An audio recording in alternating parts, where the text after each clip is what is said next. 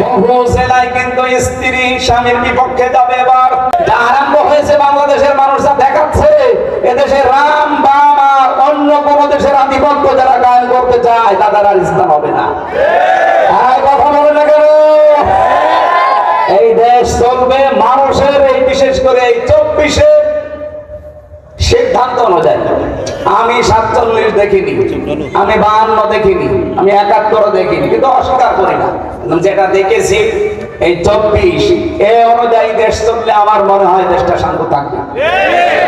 এতদিন ওই সমস্ত দেখেছি দেশ চালিয়ে ওগুলোর চেতনা কাজে লাগিয়ে দেশটা বিক্রি করার পায়দা আছে। 24 যারা ধারণ করে এই মানুষগুলো জীবন থাকতে দেশ বিক্রি হতে দেবে না। বলেন এই জন্য আগামীর সিদ্ধান্ত কিন্তু একটু কঠিন। বদরের ময়দান আমরা দেখিনি, কিন্তু আগামীতে হয়তো বদরের ময়দান আসতেছে।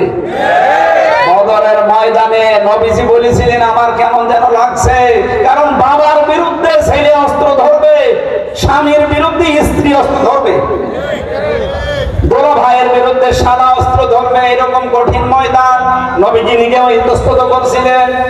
সাহাবায়ে কেরামের মনের দিকে তাকিয়ে যে কি না কি হয়, একজন যুবক বললেন আপনি কোনো চিন্তা করবেন না, আমার মনে হয় বাংলাদেশে এই ময়দান সামনে এবার আসতেছে। বহু জেলায় কিন্তু স্ত্রী স্বামীর বিপক্ষে যাবে। এবার কথা বলুন না কেন? বহু জেলায় বাংলাদেশে বাবার বিরুদ্ধে ছেলে দাঁড়িয়ে যাবে। আমাদের চুয়াডাঙ্গার আলমডাঙ্গায় যিনি নমিনি, ওনার বাবা মানুষের তৈরি করা আইনের পক্ষে, আপনি আল্লাহর তৈরি করা আইনের পক্ষে। আমার মনে হয় সে আবু বকর আর আবু বকরের সন্তানের মতো হয়ে গেছে। একই বাড়িতে আছে হযরতে আবু বকর। বাড়িতে যুদ্ধ করে যখন আসলেন, ছেলে আব্দুল্লাহ ডাক দিয়ে বলে বাবা আমি কিন্তু জিহাদের ময়দানে তোমারে 3 বার দেখেছিলাম, কিছু বলি নাই, মনে করলাম তুমি আমার বাবা, অন্য কেউ হলে আমি কেটে ফেলতাম।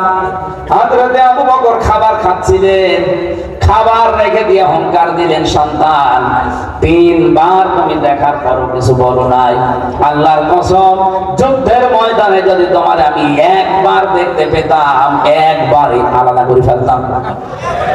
এবার আমার মনে হচ্ছে ময়দান সেইটাই ফিরে আসতেছে। আমি আগেই বলেছি এবার হয় আল্লাহর দল নাই শয়তানের দল। এখানে যারা উল্টা পাল্টা করতে আসবেন, তারা আগের থেকে সবকিছু থেকে বিদায় নিয়ে আসবেন। স্ত্রীর মহরণা যদি দিয়ে না থাকেন দিয়ে আসবেন, তার মানে ফিরে যেতে নাও পারেন।